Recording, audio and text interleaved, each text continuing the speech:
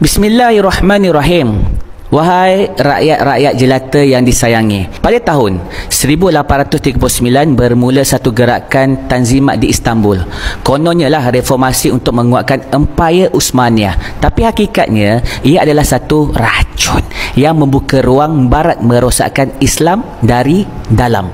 Jadi pemimpin waktu ketika itu adalah Ali Pasha. Sejarah mencatatkanlah dia ni seorang peminum arak, hidup bebas dengan maksiat dan kaki perempuan, dan paling jahanam sekali, dia ni akrab dengan diplomat barat. Jadi inilah wajah pemerintah Uthmaniyah yang hanyut dengan maksiat, bukan wajah pemimpin yang tunduk pada kehendak Allah Azza wa Jalla. Dari tangan mereka inilah lahir satu undang-undang yang kufur, akhirnya menggadai bumi Palestin. Sebab itu Nabi SAW ajar kita untuk mencari pemerintah. Carilah pemerintah yang kuat pegangan agama dan seorang yang bertakwa, bukannya pemerintah yang belajar daripada ilmu-ilmu barat, dari universiti barat, kerana mereka inilah yang akan menjahanamkan umat Islam dan hak-hak orang Islam dan seterusnya. Okey, pada ketika tahun 1858 keluar satu undang-undang lah yang besar, nama dia Arazi Kanun Nameisi, undang-undang ke atas tanah Uthmaniyah. Semua tanah wajib didaftarkan atas nama individu.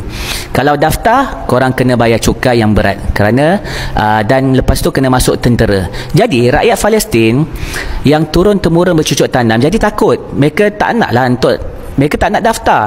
Maka kerajaan anggap tanah itu tidak bertuan. Apa yang jadi? Tanah mereka dirampas dan didaftarkan atas nama kepada elit-elit yang kaya, pegawai Uthmaniyah di Beirut, Damsyik, Istanbul. Kurang ajar kan diorang kan? Jadi petani Palestin mula hilang hak atas bumi sendiri, padahal mereka lah yang membanting tulang di tanah itu turun-temurun.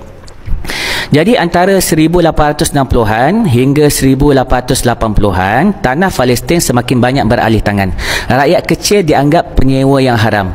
Dan ketika inilah bila ZIONIS bangkit sekitar 1882, mereka tidak membeli tanah ni dari petani Palestin. Kerana dari segi undang-undang, petani itu tidak memiliki apa-apa. Jadi Zio yang haram jadah ni membeli daripada elit-elit kaya munafik dengan harga tanah 10 kali ganda yang tercatat sebagai pemilik yang sah.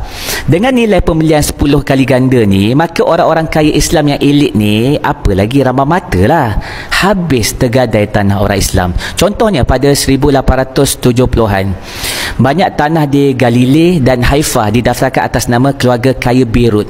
Akhirnya keluarga ini menjual tanah itu seluas-luasnya kepada syarikat Zio seperti Jewish Colonization dan juga Association.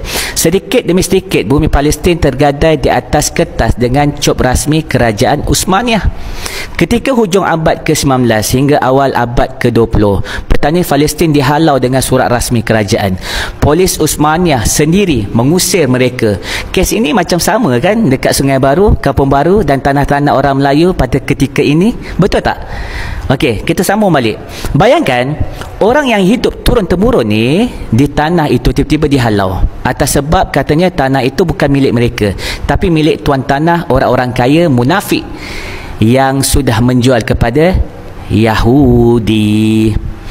Maka jelaslah wahai muslimin, Palestin tidak hilang kerana rakyatnya yang rela menjual, tetapi kerana pengkhianatan dari atas. Pemerintah rosak akhlaknya, undang-undang dibuat ikut nafsu dunia lah, dan hasilnya seluruh umat Islam menanggung akibatnya. Wahai umat Islam, ambil iktibar, Palestin tergadai kerana pemimpin yang hanyut dengan maksiat dan undang-undang kufur. Ingat jangan kita lupa pasal hal ini.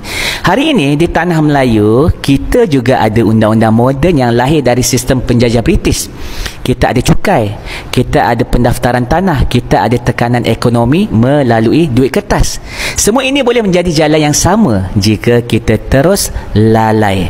Sedarlah wahai orang Islam Melayu, bangkitlah.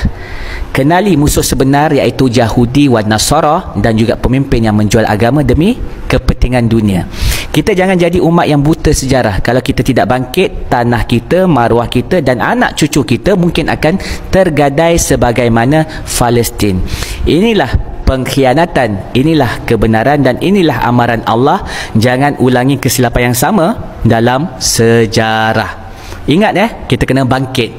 Jika korang sukakan konten sebegini dan ianya memberi kesedaran pada korang. Sila follow akaun ini segera supaya anda tidak terlepas pembongkaran sejarah Tanah Melayu selepas ini.